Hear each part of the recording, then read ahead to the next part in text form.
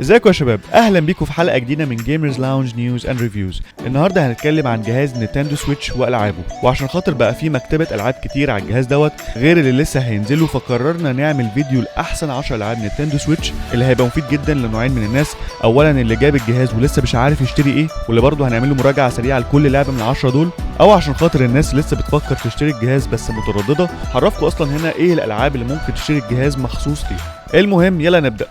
رقم 10 هنبدأ بأول لعبة وهي ARMS. نوع اللعبة دي فايتنج، من أفضل الألعاب اللي ممكن تتلعب كو أب مع أصحابك، ودي الميزة الأساسية اللي فيه. فكرتها بسيطة جدا، عبارة إنك أنت بتبقى جوه حلبة والكاميرا أنجل بتبقى في ظهرك، يعني مش زي الفايتنج جيمز العادية اللي بتبقى الكاميرا ما بين الاثنين ما بين اللعيبة، واللعب مركز بس في البانشز أو البوكسات عامة. أنت بيبقى عندك 10 شخصيات في الكاركتر سيلكشن، وكل فايتر فيهم ليه طريقته الخاصة في الضرب والتكنيك بتاعه، وطبعا هتقعد شوية عشان تتقنه. خد بالكم اللعبة دي صعبة مش سهلة، فنينتندو هنا عملت فكرة بسيطة جدا وممتعة، خاصة لو هتلعبها مع اصحابك. اي نعم فيها سنجل بلاير، بس زي ما احنا قلنا اللي يميزها هنا الكو اب، والميزه الاساسيه في اللعبه دي هي الفان فاكتور. والخبر كويس قوي في اللعبه دي ان نينتندو قالت ان هم هيدعموا اللعبه دي وهيعملوا لها ابديتس بعد كده ببلاش. ونيجي الرقم 9 واللي اخترنا فيه لعبه سونيك مانيا. نوع اللعبه دي بلاتفورم، ومن افضل الالعاب اللي هتحسسك بالنوستالجيا لو لعبت اجزاء سونيك القديمه، والميزه الاساسيه ان هي كلاسيك جيم. المهم زي ما احنا عارفين السلسله دي كانت من اقوى السلاسل في الجيمنج عامه ايام زمان، بس بعد ما بداوا ينزلوا اجزاء ما كانتش حلوه خالص الفتره اللي فاتت دي كلها، قرروا في الجزء ده ان هم يرجعوا للاولد سكول روتس لسونيك ايام التسعينات. فاولا بالنسبه للفانز للعبه دي هيحسوا ان هم كأن حلمهم اتحقق، غير ان اتعمل لهم في الجزء دوت ليفلز جديده عشان ما يبقاش كل حاجه شبه القديم. وبالنسبه للنيو كامرز اللي سمعوا عن لعبه سونيك بس عمرهم ما جربوها قبل كده، هنا اول حاجه هتعجبكم الريتم السريع المعروف جدا باجزاء سونيك، غير انك انت ما بتلعبش بيه هو بس، انت عندك شخصيات تانية زي ناكلز وتيلز انت ممكن تبدا تلعب بيهم، وممكن تلعب اصلا بيهم كو اب. واكتر حاجه هتعجبكم جدا وهتشدكم الليفل ديزاين اللي معمول هنا في اللعبه، فعلا اهتمام المطورين بان جدا في الجزء ده. فزي ما قلنا الميزه الاساسيه في اللعبه دي وعشان كده حطيناها في الليسته ان اللعبه دي تعتبر كلاسيكيه، او بمعنى صح هتفضل معانا فتره كبيره جدا من الزمن ونيفر جيتس اولد.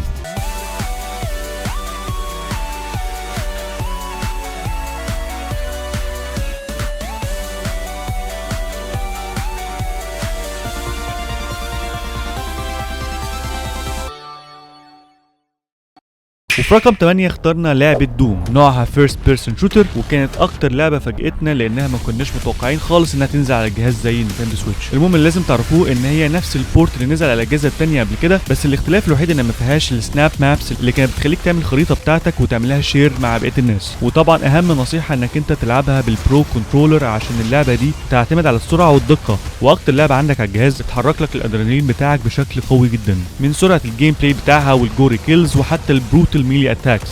وبكون ان هي اخدت اول ما نزلت بيست شوتر جيم في الجيم اوف ذا يير اووردز ساعتها، ده في حد ذاته يخلي الناس اللي ما لعبتش اللعبه دي ان جالها فرصه حلوه جدا يلعبوها على النينتندو سويتش. وبالنسبه للناس اللي لعبتها قبل كده احسن حاجه هتشوفوها هنا انك انتوا ينفع تلعبوا اللعبه دي على الهاند هيلد، لان برضو اللعبه دي ميزتها الاساسيه الفان فاكتور.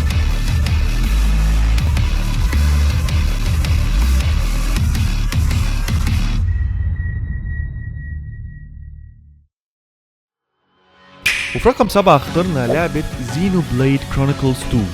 نوع اللعبة دي جي ار بي جي، والسبب ان احنا اخترناها واللي يميزها فعلا انها تعتبر من اكبر الالعاب على نينتندو سويتش من حيث العالم الضخم بتاعها، ووقت الجيم بلاي نفسه اللي انت هتقضيه في اللعبه دي يخش في حوالي من 70 ل 80 ساعه لعب، ده غير الفرايتي الموجود في العالم نفسه من المناطق الثلجيه للصحراء للقرى الصغيره. فالماب هنا كبيره جدا، وممكن نقول ان هي اقرب شيء لاجزاء فاينل فانسي بس على نينتندو، في حته ان كل جزء ملوش اي علاقه بالاجزاء اللي قبليه، فبالتالي اي واحد عايز يخش السلسله دي وعايز يبدا بالجزء ده ممكن يبدا بيه عادي خالص. المهم الجي ار بي جي جيمز دايما معروفه بالستوري تيلينج الجميل جدا وبيبقى مميز وبيبقى هادف، وغير ان الجيم بلاي بتاعها حسن كتير قوي عن الجزء اللي قبليه وخلوه يبقى قريب قوي من الاولد جي ار بي جي جيمز زي العاب مثلا جرانديا وتيلز اوف سيمفونيا. فاللعبه دي طبعا ريكومندد للجي ار بي جي فانز، والنيو كامرز ممكن يبداوا بالجزء ده عادي، وبالسيمبل جيم بلاي اللي عملوه في الجزء دوت هيبقى بدايه حلوه ليهم ان هم يخشوا في جي ار بي جي. Who will find the Aegis? Who will make it to Elysium?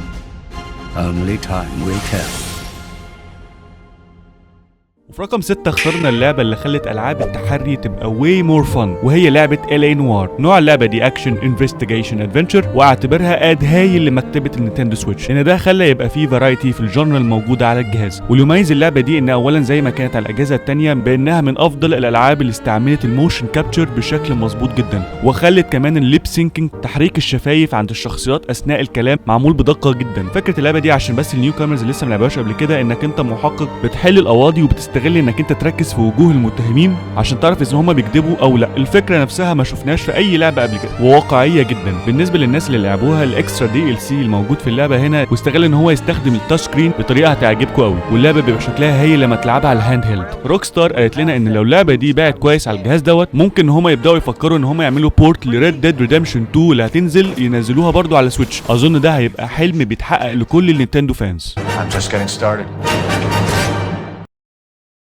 وفي رقم 5 اخترنا لعبة ماريو بلس رابيدز كينجدوم باتل. نوع اللعبة دي تاكتيكال RPG، واللي اثبتت فعلا كلامنا لما قلنا ان الجهاز دوت بيعمل فرايتي حلوة جدا في جونر الالعاب. اولا الناس الجديدة اللي لسه جايبة النينتندو، اللعبة دي قريبة من ستايل لعبة اكس كوم 2 كجيم بلاي لو تعرفوها. وطبعا للنينتندو فانز انتوا عارفين اللعبة دي عبارة عن كولابريشن ما بين ماريو ولعبة ريمانز ريفينج رابيدز، والكولابريشن اللي اتعمل ده كان مفاجأة لينا كلنا، بس اتعمل بشكل هايل هنا. واعتبرها لعبة استراتيجي تحفة لكل الاعمار، لان الجيم بلاي قد ما هو كومبلكس بشكل ما يزهقش، ولا صعب قوي ولا سهل قوي، وبالوقت بتصعب معاك، بيديلك وقت كافي انك انت تتعود عليها. ده غير الحاجة الملحوظة قوي، الليفل ديزاينز هنا دايما جميل وكالرفل، والشخصيات نفسها معمولة بشكل كيوت قوي. فاللعبة دي ننصح بيها لكل الناس اللي عندهم نينتندو سويتش.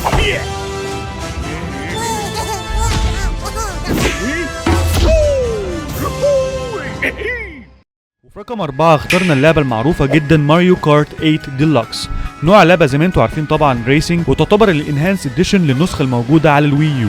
احنا كلنا كان نفسنا نشوف لعبة زي دي تتلعب على الهاند هيلد، وبالفعل ما خيبتش ظن الناس وطلعت شكلها جميل جدا. اولا رجعت النوستالجيك كلاسيك باتل مود اللي كلنا بنحبه، وده اللي كان سبب ان هو يخلي ماريو كارت هيت على جهاز نينتندو. ده غير ان هم خلوا اللعبه مور بولشد وريتيون لدرجه عاليه جدا ما تحسسكش ان هي انهانس اديشن وخلاص، وممكن نعتبرها من افضل الالعاب الريسنج على اي كونسول نزل، خاصه كفان بارتي جيم. وزودوا كمان شخصيات جديده زي مثلا انكلينج جيرل وانكلينج بوي المعروفين طبعا جدا من لعبه سبلاتون، وبقى في ابيليتي جديده انك انت ممكن تمسك 2 ايتمز في نفس الوقت بدل ما كان ايتم واحد في النسخه العاديه.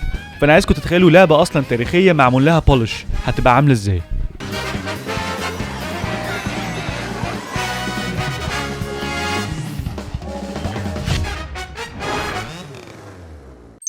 ودلوقتي هنبدأ في التوب 3، وأول لعبة هنبدأ بيها في المركز الثالث وهي لعبة سبلاتون 2. نوعها مالتي بلاير شوتر، اللي يميزها الكيوتنس والشارمينج كاركترز اللي متعودينه طبعا من نينتندو. ومعلومة سريعة للناس الجديدة، تخيلوا كده وور زون بس بدل أسلحتك فيها ذخيرة، هنا ماشيين بنظام البينت بول. الزون اللي انت بتلعب فيها او الجيم كلها بتبقى غرقانه بالالوان اللي بتستخدمها انك انت تعوم فيها وتتنقل من مكان لمكان، والالوان المبهجه دي بتديك احساس الساتسفاكشن الجميل. غير ان الماتشات نفسها بتبقى فاست بيست، رتمها بيبقى سريع ومسلي جدا. الجزء ده فعلا كمل على نجاح الجزء الاولاني وحسن في حاجات كتير، خاصه في السنجل بلاير مود والكستمايزيشن بتاعه الرهيب والادكتيف كو اب مود. فاحنا ننصح الناس اللي بيحبوا الاونلاين شوتينج او اللي عامه اللي بيحبوا كولرفul ستايل فاشن جيمز ان هم يجيبوا اللعبه دي.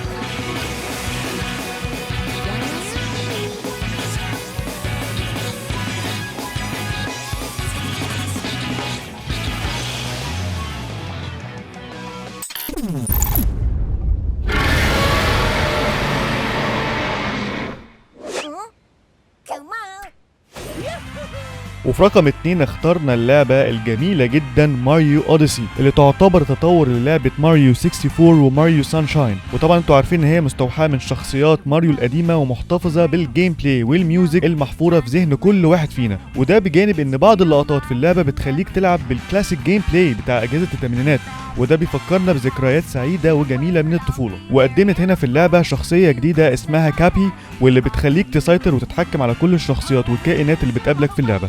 لدرجه انك انت ممكن تلعب بتيركس، ودي من اجمد الحاجات اللي قابلناها في اللعبه. اوفرول اقرب حاجه للبيرفكت، مسليه ومبهجه جدا، والموسيقى نفسها عبقريه كالعاده، وعملت دفعه قويه قوي لمبيعات نينتندو سويتش، والناس كلها اعتبرتها احسن لعبه ماريو نزلت بال 3 دي جيم بلاي. فعشان كده نينتندو هتعمل سبورت للعبه دي لوقت اطول، وهينزلوا فري ابديت في فبراير هيزود نيو اونلاين مود اسمه لويجيز بالون وورلد. فالناس اللي عندهم ماريو يستنوا الاونلاين مود دوت، والناس اللي لسه ما جابوهاش ننصح بانهم يشتروها.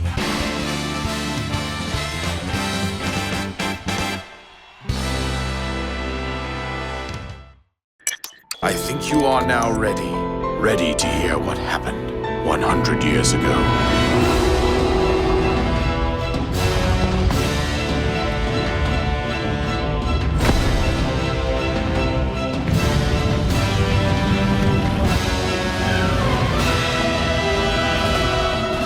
Everything I've done up until now, it was all for nothing.